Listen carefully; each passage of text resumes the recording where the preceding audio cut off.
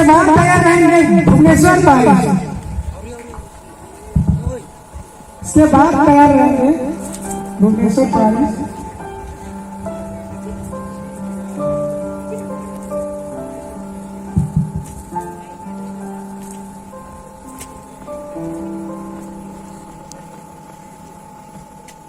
एक दिन यीशु अपने कुछ चेलों के साथ गलील की झील अर्थात तिबियास की झील के पार गया।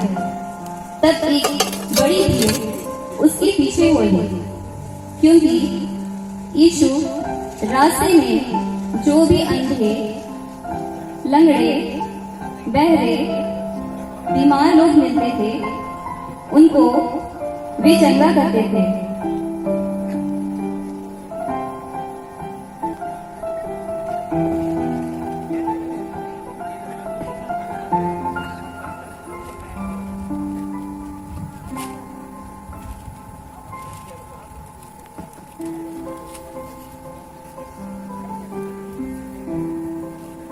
जब यीशु ने देखा कि एक बड़ी भीड़ पीछे चली आ रही है, तो वह एक पहाड़ी पर चढ़कर अपने चेलों के साथ बैठ गया।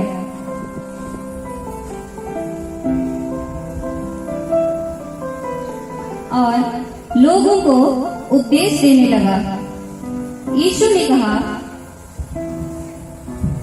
मन फिराओ, क्योंकि स्वर्ग का राज्य निकट है। जीवन की रोटी मैं हूँ। जो मेरे पास आता है वह कभी भूखा ना होगा, और जो मुझ पर विश्वास करता है वह कभी प्यासा ना होगा।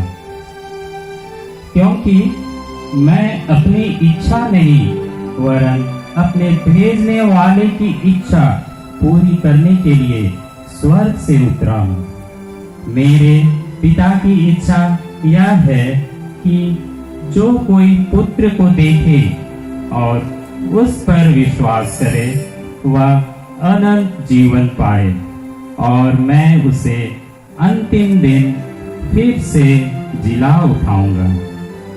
जब यीशु उपदेश देकर खत्म किया, तो उसने एक नजर भीड़ की ओर देखा और अपने चेलों में से एक फिलिपुस को बुलाया और कहा, फिलिपुस, जी गुरुवर, हम इनके भोजन के लिए कहाँ से रोटी मोल लाएं?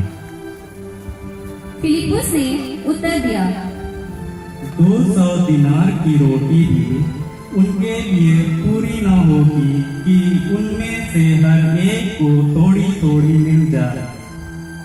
तब चेलों में से एक सिमोन पतरस के भाई अंद्रियास ने यीशु से कहा,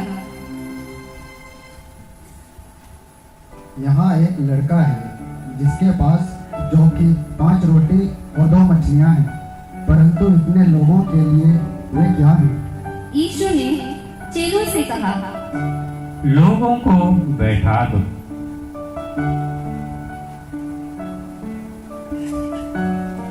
तब चेले लोगों को, जिनमें स्त्रियों और बच्चों को छोड़ पुरुषों की संख्या लगभग 5000 थी, जमीन पर बैठा दिया। फिर यीशु ने अंद्रियास से कहा, रोटी और मछलियाँ मेरे पास ले आओ। तब अंद्रियास रोटी और मछली यीशु के पास ले आया, और यीशु ने रोटियां ली और धन्यवाद की प्रार्थना पढ़ी। इसी तरह मछलियां भी ली और प्रार्थना किया, और फिर रोटियां तोड़कर अपने चेलों को देते हुए कहा,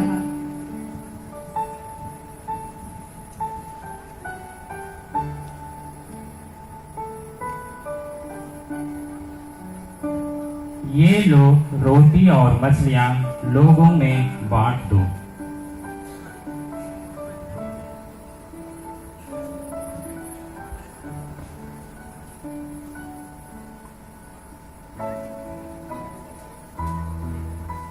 और चेलों ने रोटी और मछलियों से भरी टोकरियां लेकर लोगों में बांट दी।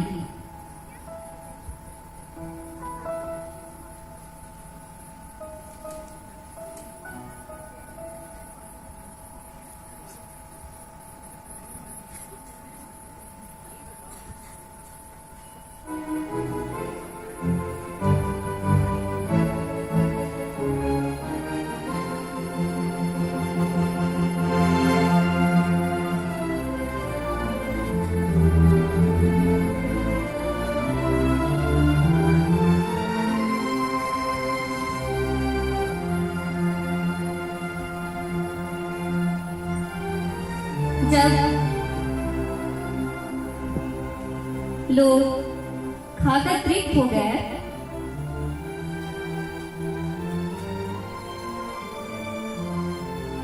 तब यीशु ने चेलों से कहा, बचे हुए टुकड़े बटोर लो कि कुछ भी फेंका ना जाए।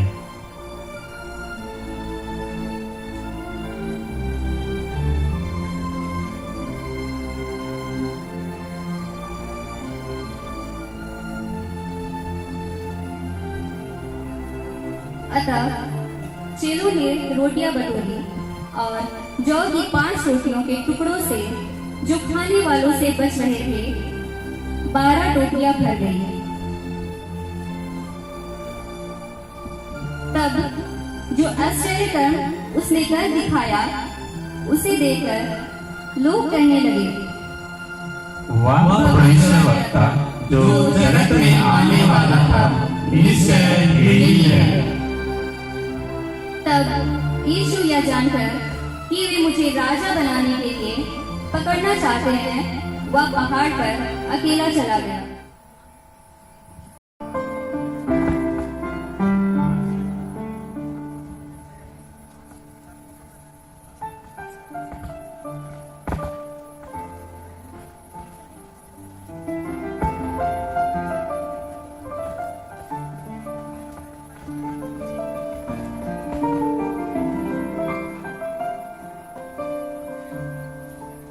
आप सभी माता पिता भाई बहनों को हमारी कारीमाटी पेरिस की ओर से सबको एक बार यीशु सहाय।